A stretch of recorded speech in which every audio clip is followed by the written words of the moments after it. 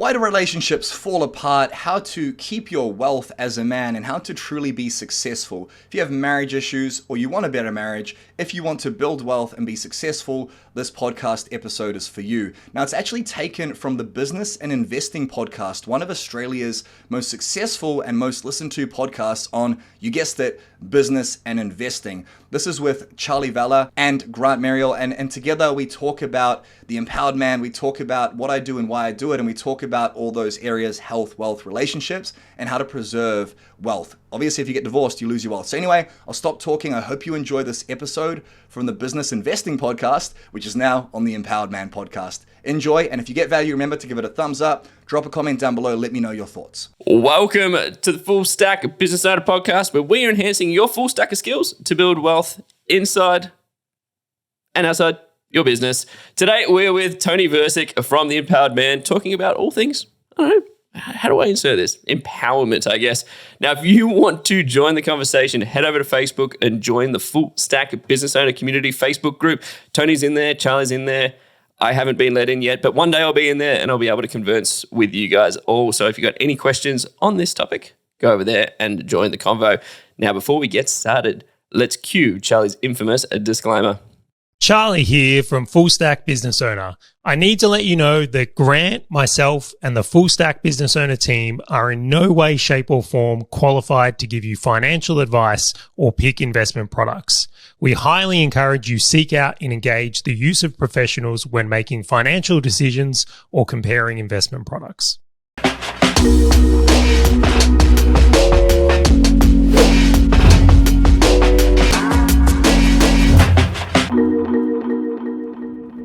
All right, guys, I'm very excited to have Toni on the podcast today. There's something I've noticed, and I suspect many of the business owners out there have noticed also. There's this unique irony that exists. Many business owners go into business to actually provide for their family. It was the reason I got into business. Like, I very much wanted to create a life and experience for my family. Now, Grant, I think you're the same, right? If I had to guess, like there was something in it. Now, what I find interesting is that so many people go into business with that intention, end up sacrificing their whole life to create a successful business and then lose their family. Like, the divorce rate in business owners is astronomical. Like, it's incredibly high. I would say there's factors of like large stress, the lifestyle it presents that can be very hard on a family and relationship, and the business owner personally, in all honesty. Well, I mean, I'm not that old and losing my hair pretty well already. Like, we've seen the signs, right? So today we're bringing on Toni in the podcast because he's someone who really specializes in this topic, and I know he's helped a lot of people actually repair relationships and also a lot with children, and I suspect around money as well, which is one of the things we're going to dig into today. So Toni, welcome to the show. And if you can you just give us a little rundown of your business and what you do? And then we're going to get into some very pointy questions on this episode today. Love it. Thank you guys so much for having me. So my name is Toni Versic. I turned 31 2 days ago, so I'm quite young, I would say. I'm not a vintage of maturity, but my business is basically coaching business owners, male business owners, although we have coach females, on how to fix their marriage, connect with their children, and find balance between work, life, and family. If I summarize that in a nutshell, build wealth without sacrificing your health or yourself. Pretty damn simple, right? And basically what we do is we help men with their routines, habits, rituals. We help them make more money, work in less hours, reignite their relationships, and ultimately have a kick-ass life. Because what's the point of making any of this money or building any of this wealth if you lose it all or if you're miserable during the process? Yeah, I tell you what, I think it was interesting when I did the research on this is that this is in the trade sector. I was doing some research on tradies, and the number one reason for bankruptcy, I was like, it's got to be builders going bust. It's got to be like subcontractors. Divorce. Divorce is the number one reason they go bankrupt. And it's like, again, I really want the people who listen to this episode is like, your highest risk asset might be your relationship. It really might be the thing that has you lose it all. But Toni, I know you've done far more research than I have on this topic, and I would love to know from your perspective, why? Like, it's such a common story. Like, how does this all happen where so many business owners fall into the trap and fallacy of becoming all consumed by business and then having the ramifications at home that come with that? The simple answer is blind spots. So if you're driving on the motorway, you guys are in Melbourne, people are all over the place. If you're driving on the motorway and you don't check your blind spot and you turn right, you can kill someone. If your family's in the car, it can be a disaster. So as men, as women, as high performers, we put the blinkers on, aka we have blind spots, and we go all in on providing, making money, and being successful. Why? Because that's what we're told to do. You got to be successful, you got to make money, you got to have more. And it becomes this game of constantly chasing more, which is great. That's why we have goals. That's why we, do these things, is because we want to be successful and expand. Especially for men, our purpose is expansion. That's why wars and things like that happened. So we put our blinkers on, we put our head down, bum up, and we just do what we need to do, and we grind. And time just flies by. You guys would have noticed as well. Like, you look in the mirror and think, how did I get here? I look older. I look a lot more haggard, and I don't operate the same way as I used to. And because we're so busy and because so much time goes into the business and so much energy goes into the business, which is, by the way, what balance is. Balance is simply time and energy. You put time and energy into one area, it simply means that time and energy is currently not in another area. All that time and energy goes into the business, into growth, into expansion. And because the blind spots are there, we sort of sweep under the rug the arguments with the wife. The fact that we've let go of our health and don't exercise anymore. The fact that, yes, our bank balance is almost at that $1 million net worth or higher, but we haven't enjoyed the process in quite a few months or even years. So it's not intentional. No one intentionally gets divorced. No one gets married thinking, I can't wait to break up my family. These things happen because we have blind spots. We're sort of aware of them, but we sweep them under the rug because we're so focused, aka imbalanced, time and energy in growth. So the secret really is being able to have both, I feel like you were just like, actually, I could envision the story. Like, and I think this is just going to be a therapy session for me and Graham, by the way. I guess so, yeah, we can do this multiple times. It's all good. So I'll just like frame this up. I want you to imagine a much younger version of myself running this marketing agency. I just landed this big client. It was a very substantial client. And to put it this way, is they've got a ticker code, right? That's how substantial a client we're talking about here. Now, it was coming into Christmas and they wanted to run a Boxing Day ad campaign. They wanted to run this specific ad campaign on Boxing Day, which would mean that someone on Christmas Day would have to be pressing the buttons to turn that live. Now, I volunteered for that, of course, because this is my big break. This is me making it in business. I'm going to be a big deal after this. Now, what I didn't realize is that if you're at a family event and you leave to go to work on Christmas Day, what kind of impact that would have on your partner not being there. And let's just say that was a huge blind spot. I thought when I left, they're going to be like high-fiving and shit, going, look at that savage go. This guy's killing it. He's made it. Well, he's finally not here anymore. Like, yeah, he's made it to the big leagues, right? He doesn't do Christmas anymore. Yeah. He's a business titan. And when I went, did the work and come home, and I expected an evening of celebration, like happy times, only to get pulled up on the blind spot that you've so referenced so well here. And I completely unaware, and like I did damage to my relationship at that point and had to go into repair mode.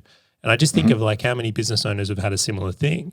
So Tony, from your perspective, like what are the signs people need to be looking out for? If we've got this blind spot, how do we put mirrors in the right place? Or like how do we start to think about where they might come from?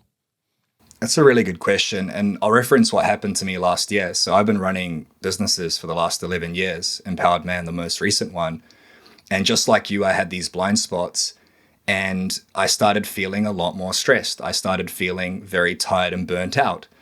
I would get up at 5 a.m. every day, as I've done for years, but my eyes would be glued shut. So then I had to have 2 to 3 to 4 coffees each morning to get out of bed. Then my adrenaline is at an all-time high, as you can probably relate to. I'd go through the day and I'd be more triggered by the things going on, the stress of the property manager calling me, the people ruining the property. And I'd take all that home to my wife and my family. And then the smallest thing would set me off and then we'd get into an argument. Now, the first 3 years of our relationship, we were fine. We didn't argue. But then the child came along and the business grew.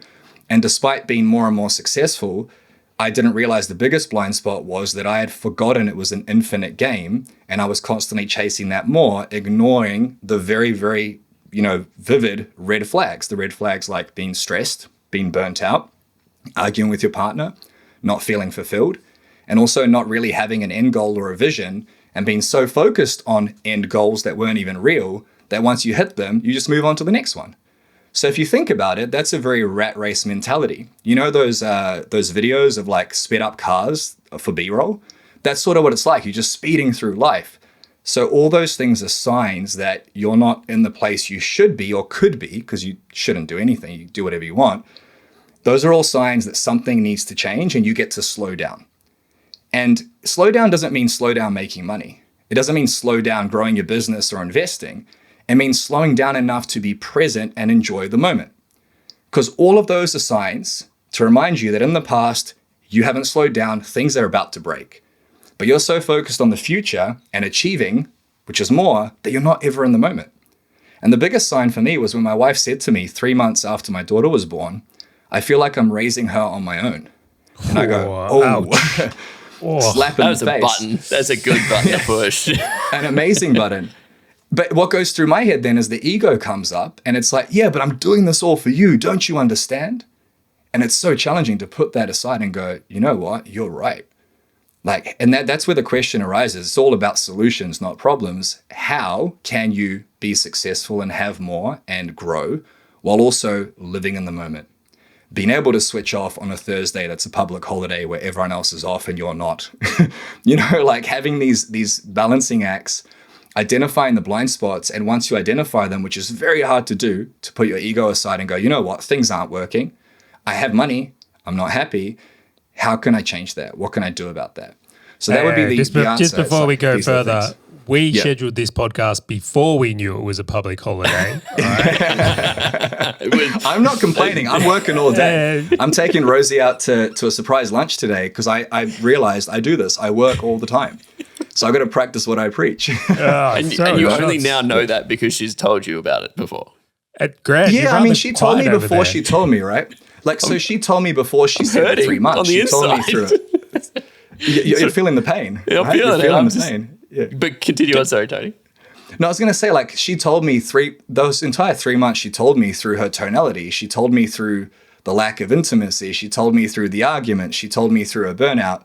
But it was the words, I feel like I'm raising her on my own. So a big thing we deal with, right? Our most successful client, he does 60 million a year. We work with business owners.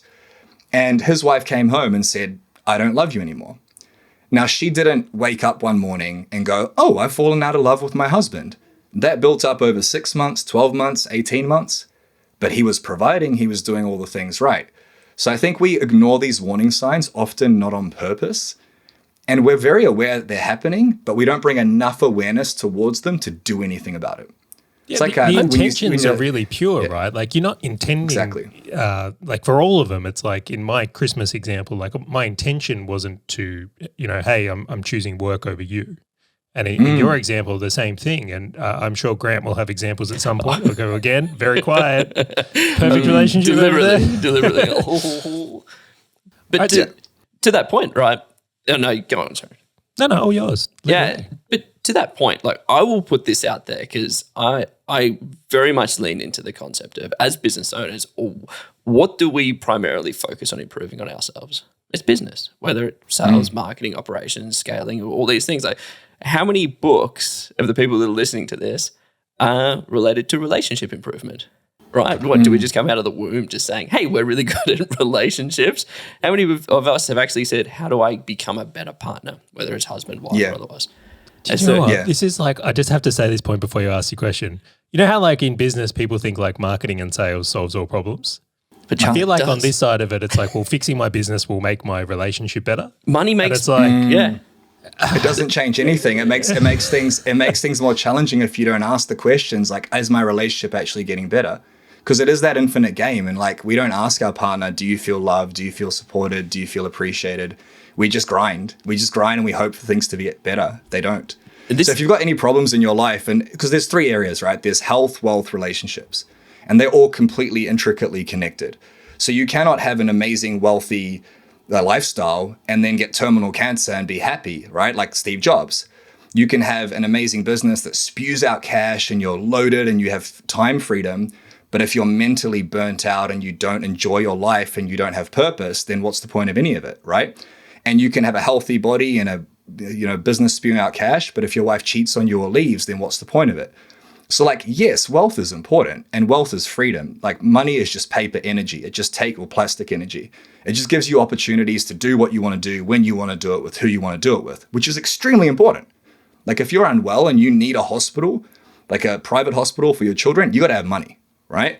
But how can you have that while also being full of energy, waking up happy, enjoying life, and being able to sit with your family and be present? Like, how can you have it all? That's the question. Hey, legend, if you're getting value from this podcast, then you're going to love our Empowered Man 7-Day Challenge. Inside, we've taken some of the best content our clients invest thousands of dollars for to change their lives, and we've given it to you in the course of 7 days. This challenge is worth over $3,000, and you can get it for $37, 97% off.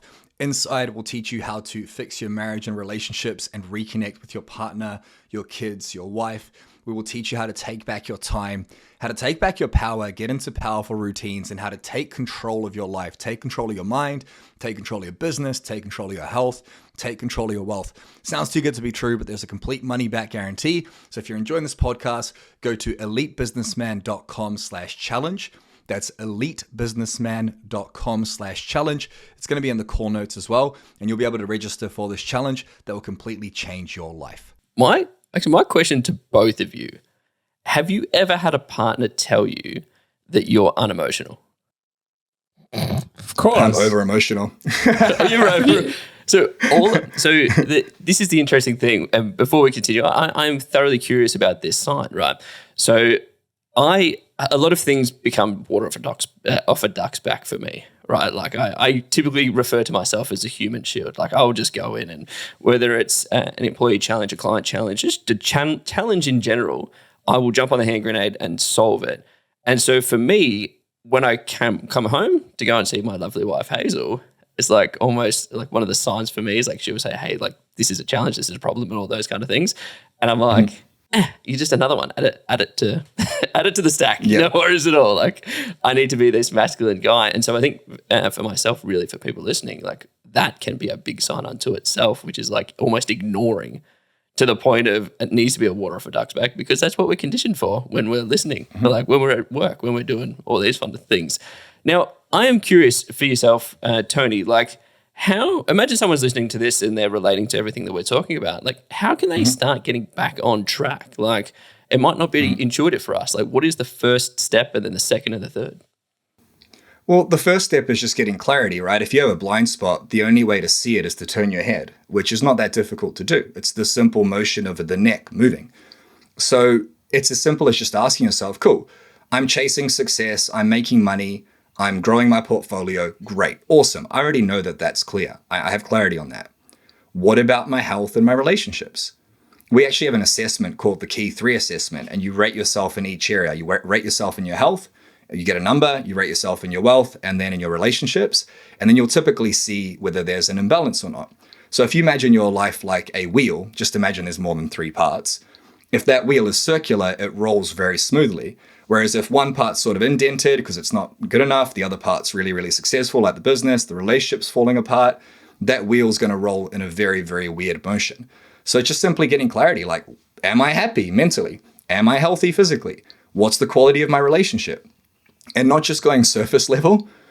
Oh yeah, things are fine. She'll be right, mate. That's the typical attitude. Going, no, you know what? Really? Why don't I ask my wife? Hey, I work really hard for us. Do you feel loved? Do you feel appreciated? Do you feel supported? Do you feel understood? She will either say yes, I don't know, am I allowed to say the F word? Or shit no. Or fuck no, right? Good. I've been holding it in this entire time. But it's just simply asking these questions of others and of yourself. Because look, we make assumptions, right? We make assumptions that making the money is enough. We make assumptions that having the house and the car is enough. But just like with Hazel and our partners, it's like we don't ask them these things. You know, and it's just looking at what you used to do compared to now. When you have kids, this changes a lot. When you start working more and growing your team, this changes a lot. At the beginning, you spent so much time with your partner. You looked into each other's eyes. You wanted to know about them. But then things get busier and that starts to disappear, right?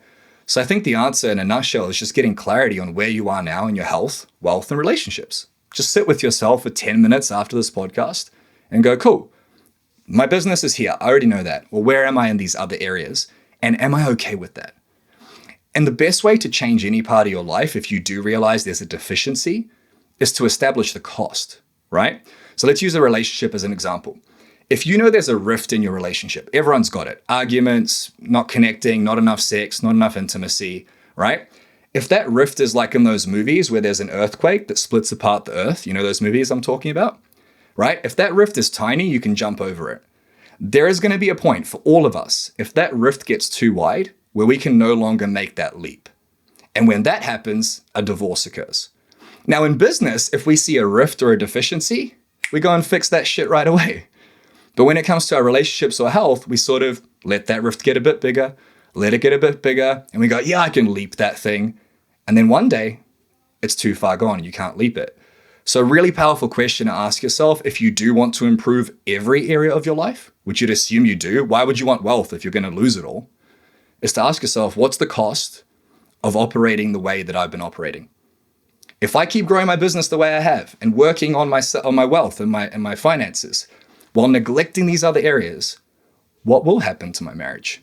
What will happen to my children? What will happen to my net worth if I don't change? And sometimes that answer is very terrifying. I agree. Now, you've mentioned something interesting here. Is like you've mentioned the reference to like balancing multiple areas of life and specifically health, which we didn't ask any questions on here. Like you've brought that in. So I'm wanting to understand in your work you do and what you found with the people you work with, does someone improving their health lead to better relationships and better wealth? Like, is there something where balance becomes a requirement? And I guess you could take this to the extreme. If someone's really unhealthy, it would be like, well, it would be hard to be a good partner if you can't get out of bed. Yeah. But it's like, or get it even up. to the point. Yeah, but like, what's your view on this? Is like health and fitness a key requirement on having a great relationship as well? Or we'll call it spirituality, whether someone meditates or walks or whatever they do? Absolutely. I mean, you can build massive wealth without being healthy and having shit relationships. But what's the purpose of it then? You know, like if you get cancer like Steve Jobs did, or if your wife leaves you like so many men, then you're going to be sitting there with your dollars just trying to kiss them and hug them and realize there's no love coming back at you. So they're completely and utterly connected. Our most successful clients, they make a lot of money, but they're low on energy and they're forcing. There's force versus power, right? When you come from a place of power, you are energized, you're weaponized, your mind is bulletproof, you're able to handle stress. You can make just as much money not being in that place, but it's less enjoyable. And you'd think that when you're healthy physically and mentally, you're less reactive to the world.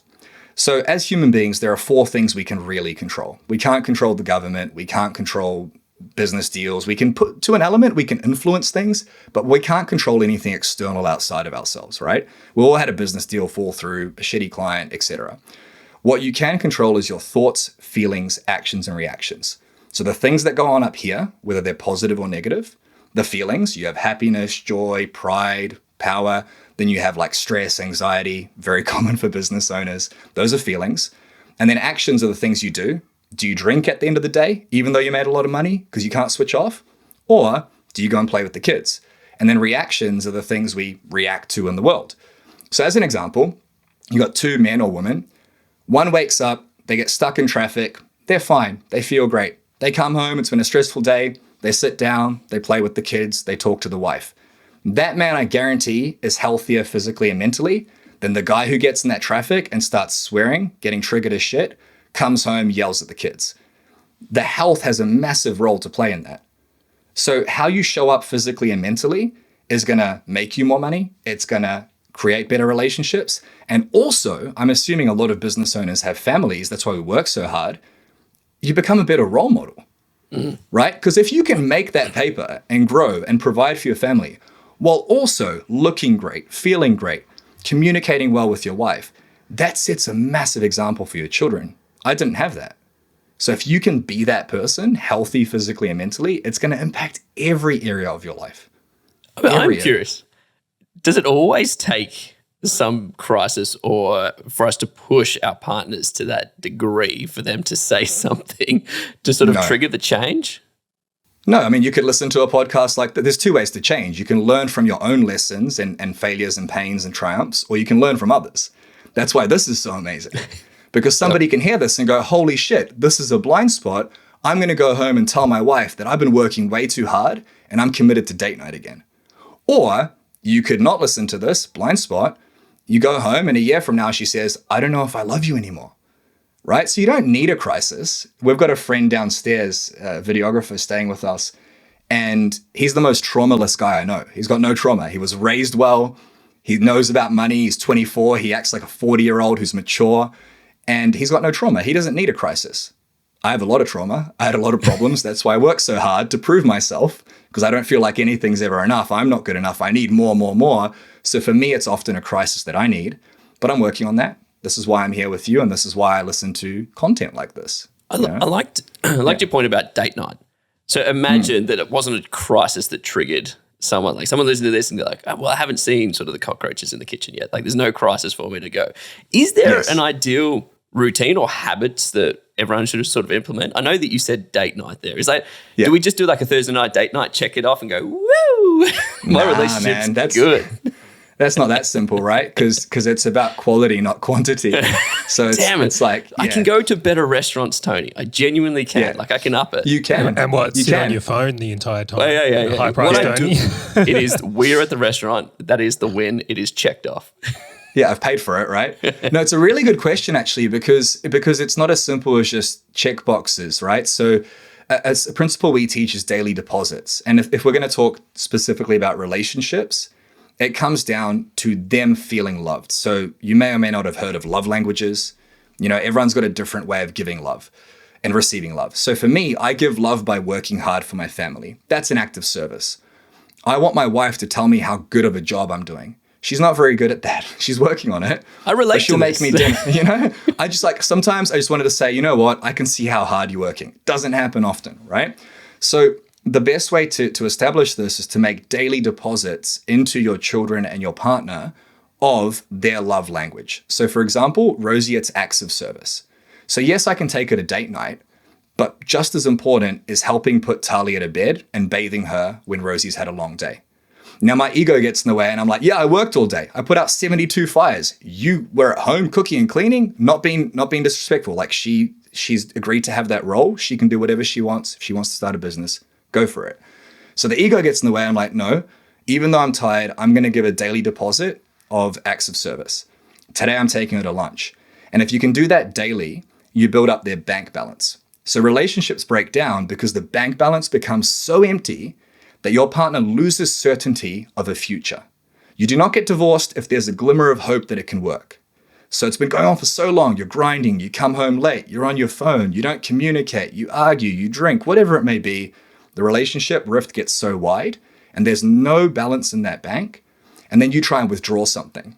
So as hardworking men, I try and withdraw sex. Sounds horrible. I don't mean like she's a bank, but I'm like, I've worked hard. Let's get jiggy with it. She's like, I got nothing, man. So you make these daily deposits and you fill up their bank and you do it with the expectation of nothing in return. It will take you 5 minutes and choose one thing to do a day. It can be simple. Write them a note. Tell them you love them. Send them an SMS of a flower saying, I know this is cheesy, but you're just as beautiful as this flower. And if you do that daily for a month, watch what happens to your relationship. And it's not hard. If you're planning your week as a business owner, add this in, a daily deposit, you know? Yeah. I love that mental framework. Business owners can respect the bank account. They get what it is to make deposits versus take out of it. It's a really strong framework. And I like the idea of like daily, because now you've got something to work with. You either hit it or you didn't, making it more tangible. Exactly. Which can be difficult in, I would say the intangibles can be difficult for a lot of business owners because they are such tangible people in business. Now, Grant, do you know Hazel's love language? I know what it is. I definitely am terrible at executing against it. It's acts of service and time. What's your one? Nice. Me? Yeah. Affirmations. Interesting. So just so everyone knows, my love language is food. If you follow me on social, Is that a you will love see language? It is now. Well, I'm going to tell you right now, if Bianca brought me some food right now, that would probably be the thing that could make me the happiest. She could come in here with like $1,000 and put it on the bench, or like a really good feed.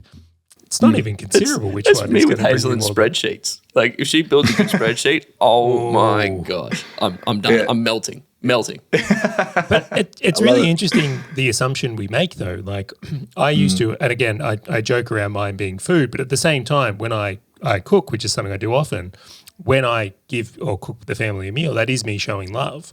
But if they don't receive it in that way, it's kind of wasted effort. Although I will say, based on how my family eats, it does appear they enjoy it. Point being, Bianca's was touch, and I had a very big lack of awareness to it. So it's like the daily hug goes a long way. There's all these little things where I had these blind spots to it, and the book helped a lot. So for anyone that is listening, the 5 love languages, and just that whole thing that how you receive love is not how others receive love, I think is such a powerful concept. Such a powerful concept. Now Tony, is often Grant and I joke about this, is there'll be periods of time where we say we're going to eat glass. And what that means is we've got probably a difficult couple of weeks coming up. So completely self-inflicted, but we mentally prepare each other for like, hey, this is going to be a rough run. You know, when that ping comes through late in the day, early in the morning, you get the fuck on it, right? There's not going to be like any bitch out, go for a holiday for this next duration period. And you'll also notice we're quite competitive, if my language didn't pick that up.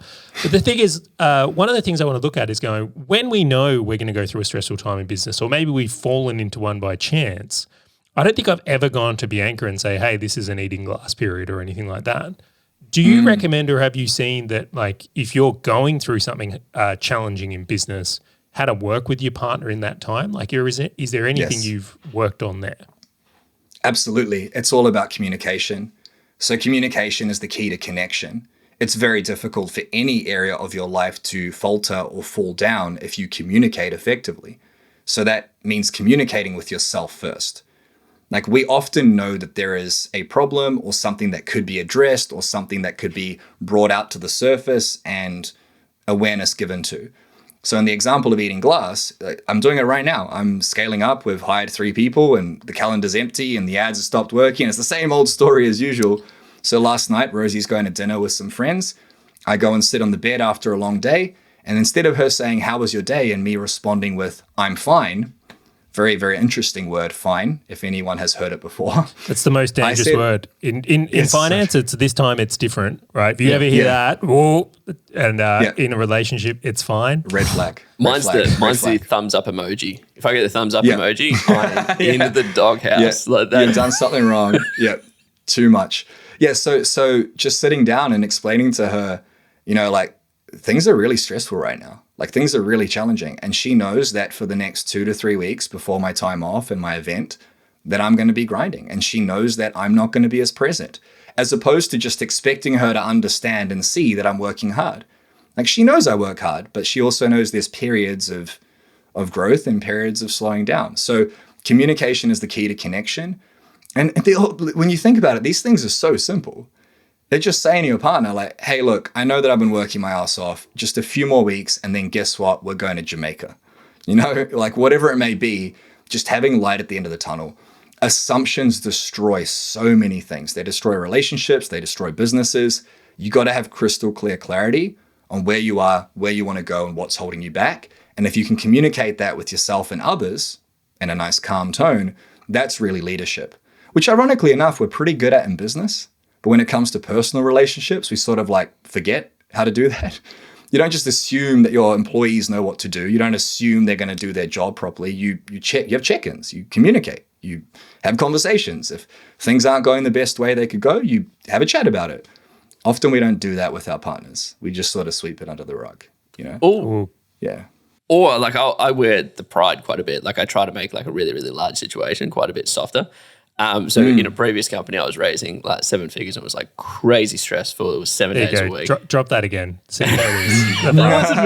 It was meant to be an indication of just how stressful it was, not a flex. No, John. you do you. But It relates to the story. And so like Hazel always got that I was like stressful. And now the story's ruined. No, I'm just joking. So she understood that it was stressful, but I don't think she could really relate to it. And it was really interesting. We watched the WeWork sort of documentary thing around Adam trying to raise billions of dollars. And then he would go home to his wife and she would be like, oh my gosh, I can't believe that this food was cooked incorrectly. And he's just like, what? Like, why are you complaining to me about this when like I can't raise a couple of $1 billion? And the interesting thing with Hazel was when we were sitting on that couch, she looked at me, she's like, I now understand your pain. She's like, I didn't get it before. She's like, you said you were under stress. You said you're under pressure. And she's like, and I knew that. She's like, I look at this woman and I'm like, how could you do that to a guy who is just, to your point, Charlie, eating glass, and you're sitting there talking about how bad this food is when this guy has just like gone 10 rounds against Mike Tyson coming home, and that's what he has to deal with. And I'm like, and that was her epiphany. Yeah, go for it. Can I explain that? It's because we don't understand each other. Yeah. One of the biggest assumptions in a relationship is that your partner should know you intimately and understand you, and we attach numbers that are irrelevant to that assumption. So we've been together for 8 years, 12 years, 20 years. Like, they should understand how hard my life is. They should understand what it's like to raise kids. When you have children and when you grind in business, those things massively destroy understanding. How can I understand Rosie and her getting up every night for a year? And how could she possibly understand the war I go to in business each and every day? So an exercise we did that obviously this guy's wife has never done, and I doubt it's intentional. It's just a lack of awareness. You don't intentionally become an asshole. Well, some people do. We did an exercise where we went away like on our own for about an hour, and we both tried to step directly into each other's shoes from the moment we woke up. And this was so fucking hard to do. So like, I had to imagine getting woken up at 3 a.m. because I'd put my earplugs in. She is an amazing wife. And like, the baby's screaming and I'm in bed, I've got breasts, and I'm thinking like, I just don't want to get out of bed. And then I had to imagine getting out of bed anyway, pulling my breast out, feeding this child that I love, but I'm also triggered at. Then I had to imagine going back to bed, waking up, the alarm goes off, the baby's crying, and I'm just like, I haven't slept in a year. I want to go to sleep. And I had to imagine like coming out, I'm in a hurry. I've had 3 coffees. I don't even say hi. I'm in grind mode. She wants some support. I'm working. I had to imagine her going through the day, the baby's throwing food everywhere. I can't understand that because it's not the life I live. I'm stuck in grind mode, right? And she had to imagine, she was very good at it. She imagined like me dealing with all these fires. She said, you come downstairs, I'm stressed and upset, even though all I have to do is look after the kid. You probably are upset at me because you've got a stressful life. And we just went through this journey, came back and spoke out each other's day, and it instantly elevated our understanding. There are still moments where she doesn't get it when I'm grinding, but it's so much better now because we both did that exercise, and it created a deep level of empathy within us for each other. Because we say we understand, like, that's bullshit. When do we actually sit with that much space and grace and time to do what I just said? It's hard to do that, right? But man, like, if you can do that in your relationship, your partner will understand you on such a deep level. Because if they're not a business owner, like, they can see it, but to feel it, that's a different thing. Completely. No one understands what it's like to go to war. Anyone listening to this is like, yeah, I feel this in my heart. Everyone else is like, yeah, I work at Coles. Like, they don't get it. They don't get it. Yeah. It's a very, very great point you made. I just want to say a huge appreciation for actually bringing some practical things to this podcast, Tony. Like, many people could have come on and just twist the knife, right? Just tell all the stories that would have business owners relate. But you've dropped some really practical things people can do to improve things and enhance. Now, I want to shift this to kids, and I'm going to be selfish because, like, I have one. You mentioned the idea of, like, we can communicate with our wives about, hey, I'm going through a period of eating glass. And, like, I can completely get her to conceptualize that. But I have this 2-year-old that bangs on my door, and I could say that all day long and he wouldn't be able to conceptualize this. So when we're doing this with kids, is there anything you found useful or helpful? Because I feel very torn personally between, like, demonstrating what it is to be a good provider and man of the family for Jack to absorb, but at the same time is like, if I'm going through a challenging period, is like that ping on the phone and with Jack, do I go to the ping or do I go to Jack? Like, I get stressed in those moments of going, well, which one's really the priority? Or, like, am I showing him I'm not a good provider, or am I needing to explain things better? Like, how can we work with our children in a better way, particularly when we can't necessarily explain things in a way they would get? Yeah. Is Jack speaking? Yeah, reasonably. Cool. I mean, he's not quite at the age of, like, super coherent conversation, I'm assuming, where he can understand massive principles. But the first answer to your question is you've at least got the awareness and it's conscious.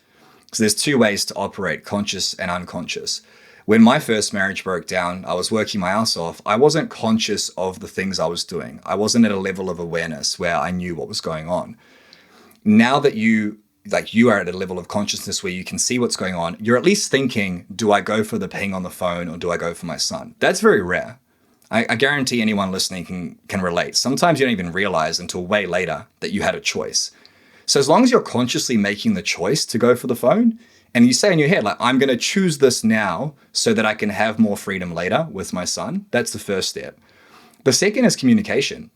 So my head coach, Sam, ironically enough, we coach businessmen whose health and marriage are failing and, they're making money, but they're not happy. His wife decided to divorce him last year. She decided it was over and he wasn't aware of it. That caused a lot of tension and stress in him. He's trying to help me grow the business. So he's working and grinding. He's got this horrible thing going on, super challenging. And he would often be stressed at work and then blow up at his son. Not intentionally, not super loud. He wouldn't abuse him. But he'd go, I can't do this anymore. He's got a 4-year-old, very, very, outgoing son. So what he would do afterwards is he would go to his son, because his son's 4. He understands quite a lot, as 4-year-olds do. And he'd say, look, Luca, Daddy's been feeling very stressed. When he feels stressed, his shoulders feel really tight and he feels like he can't breathe. Have you ever felt that way, Luca? And he instantly goes, yes, because kids have felt all range of emotions. They feel anger, sadness, guilt. They feel everything. Children are very good at feeling. So he walked his son through what he's been feeling. He explained why he's been feeling that. He explained that it's not okay that he's been feeling that. I'm apologizing for my behavior. It wasn't intentional and Daddy's going to work on it. And then he asked his son where he's felt that in his life. He felt it in kindergarten when he was getting bullied. So now he's taken that experience and he shared it with his son and taught him a lesson that most adults have never learned, right? And we can apply this to business. So just sitting down with your 3 or 4-year-old and saying, look, Daddy's going to be working a lot more the next few weeks. They don't get it. You're like, what that means is you're going to have some time on your own. Now, how does that make you feel? Oh, I feel sad. Well, where do you feel that sadness in your body? Oh, I feel it in my stomach. Kids are really good at this. You ask an adult where they feel a feeling, they go, right? I feel it in my stomach. What color is it? Blue. Okay, well, if you breathe into that sadness. You can feel feelings? I'm like, what? Yeah, Dude, I really? lost that a long time ago. Like, I'm like, maybe I haven't gone far enough in business. Yeah, maybe you guys have accelerated past me. My business still hasn't taken it from me. Maybe it has, actually. I'm just numb. I'm just sad and numb. But all jokes aside, yeah, so the answer to your question is children are so perceptive, even a 2-year-old. And it's like, they won't understand that you got to work, but if you can get them to see and feel it in their frame, such as like, when Daddy's not spending time with you, how do you feel? Sad. When Daddy is spending time with you, how do you feel? Happy. Well, when Daddy works a little bit harder, he can have more time with you later. Does that sound good? Yes. And it's like, they're going to slowly understand these things. They're so perceptive. And again, it's communication. With partners get angry and upset at you. They argue with you. Kids don't. Kids just go, oh, that's how it's supposed to be then. They don't question it. I do often share the little stories about the message. I'll be like, oh, Jack, I'm going to reply to this message because you won't believe what happened today. And this is how we're going to handle it. And like, he'll press some buttons and put some stuff in and get him involved. Because I was like, well, instead of ignoring him, what if I include him? Let's see what happens. Yes. And he kind of loves that, to be honest. Explains a lot of the messages I get too. Disturbingly good with a smartphone already for a 2-year-old. It's terrifying, isn't it? Yeah. Yeah. That's awesome that you do that. And a lot of people don't. And again, not intentionally. So if you can communicate and involve your family in your business, they won't understand everything, but it's just about getting them to, because it's so clear to you, isn't it, why you're doing this? And it's clear to them that it's important. But just because it's clear doesn't mean they understand it fully. One of my favorite quotes from James Downstairs is, I can understand, but I can't relate. And that's sort of what your family's like. They can understand, but they can't relate. So how can you get them to relate a bit more? And how can you also relate to them more? It's a balancing act. You're constantly juggling, wearing all the hats. And being a business owner, husband, father, wife, mother, those things are hard on their own. You combine them all together, it is a melting pot for disaster, but it can also be the most fulfilling thing on the planet because you can have it all. You really can.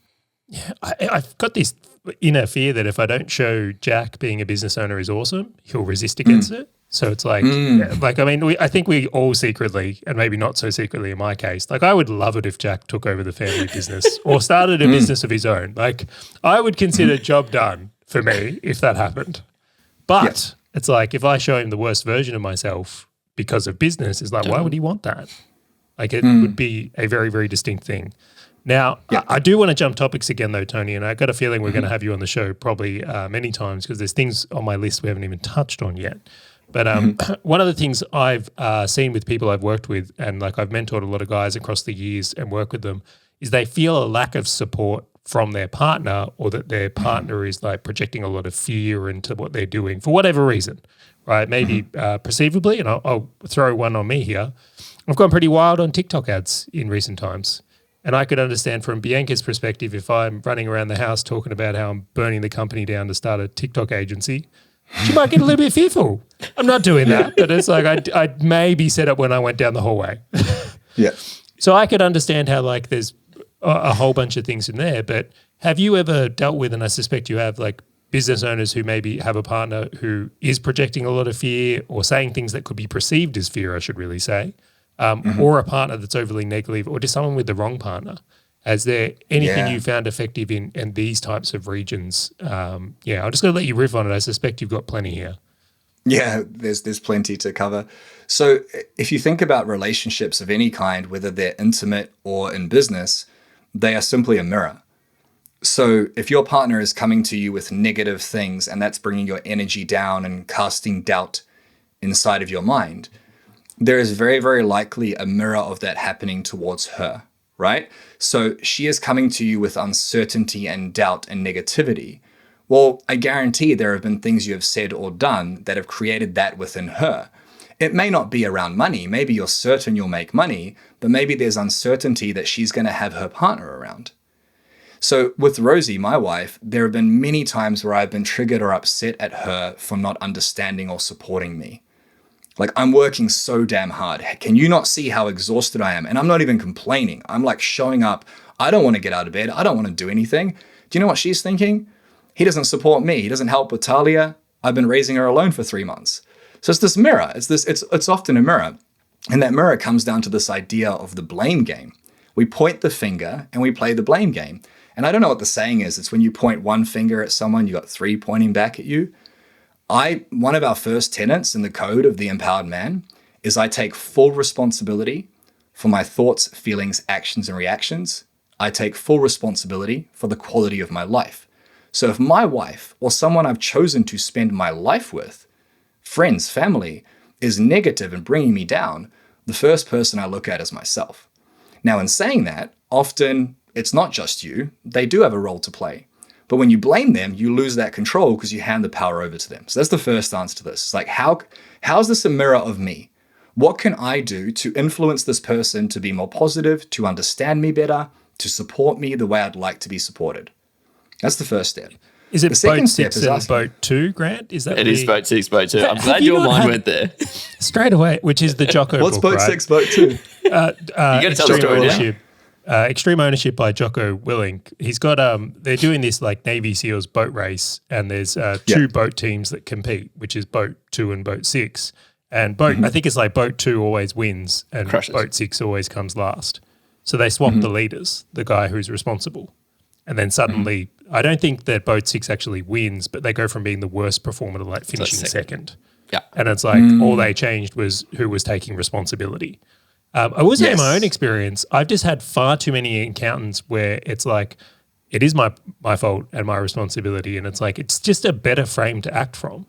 Like, why would you act from a frame where you can't take action on your own side, right? It makes no sense. Yeah. No sense at all. But please continue on. I had to put that point in because I think it's so important for business owners. It is. And I've never heard that story. Like, it's so relatable. It's a different frame to what I said. And it's so powerful because it is a leadership thing. So like business owners are leaders. It's very hard to be successful in business unless you know how to lead. So you've got to lead your team. You've got to lead the people that you employ. You've got to lead people to make decisions. Most people don't know how to make decisions, let alone work well. But that starts with leading yourself. So in the frame of a relationship, yes, you start leading and asking, what can I take responsibility for? I think as well, it's important to separate fault and responsibility. I've done NLP and I was taught everything's your fault. I think that's bullshit. If I walk out on the street, I check both sides of the road, and then I get hit by a car that falls from the sky, extreme example, or a piano, like, is it my fault that I walked out on the street? No, but it's my responsibility. So I think when we allocate fault and blame, that has a negative connotation, and words have power. It's all about responsibility. So what can I take responsibility for? The second thing is a clearing conversation. We teach this in our programs. It's like asking questions to establish why that person is behaving the way they're behaving. And this, you do this in business. If you have a negative employee, you don't just go and tell them, hey, you're super negative, get your shit together, because they're going to hate you. Or maybe you do. So I know I've done that in the past. Instead, what I would do with that employee is say, hey man, do you mind if we have a conversation? I'd love to know what's going on for you. It seems like things have been quite hard for you recently. What's going on? Oh, nothing. Something going on at home? Yeah, my wife, blah, blah. You find out about them and you do it in a frame of like curiosity. In relationships, we don't do that. In relationships, our wife doesn't understand us or she's negative and we just go on the attack. Like, oh, you're going to talk to me like that then? How was your day? Fine. Oh, one of those, huh? Right? We use this sarcasm and this tonality of like, we get triggered and we become a child in that moment. We all do this. When we get triggered and upset, we remove logic and we become children. We go into our inner child.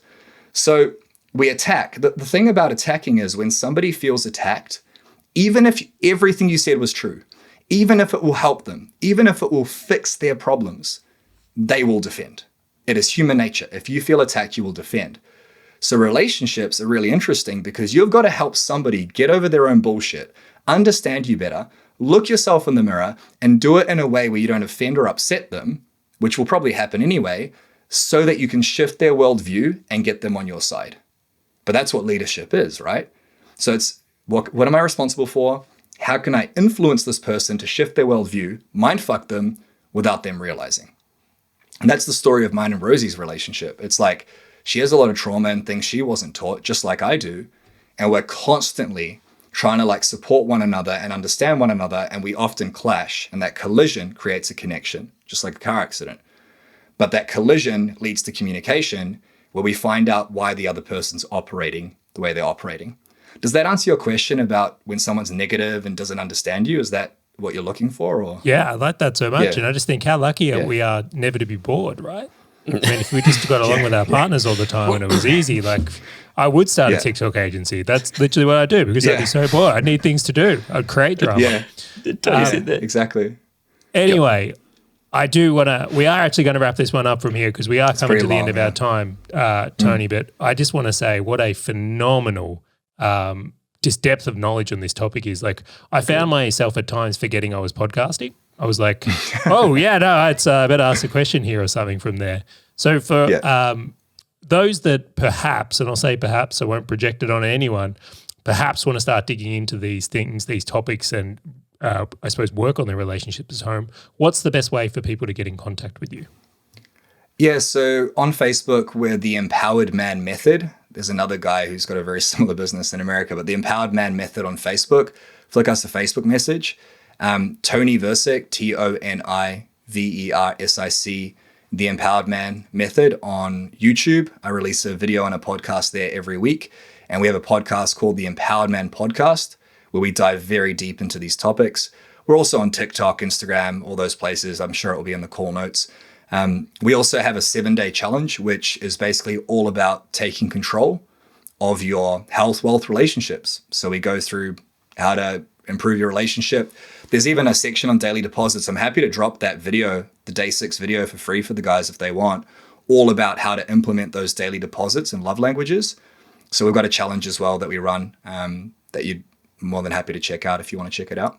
Hey brother, I hope you got a ton of value from that podcast. If you would like to work with us personally and get some of the best content we've ever launched for our clients who have invested thousands of dollars, then go and complete our 7-day Empowered Man Challenge. This mission will completely transform your life. If it doesn't, you won't have to pay a cent. It's only $37 and it is game changing if you want to take back control. So if you want to find balance between business, family, and life, if you want the relationship, the health, the wealth that you deserve, then go to elitebusinessman.com/challenge.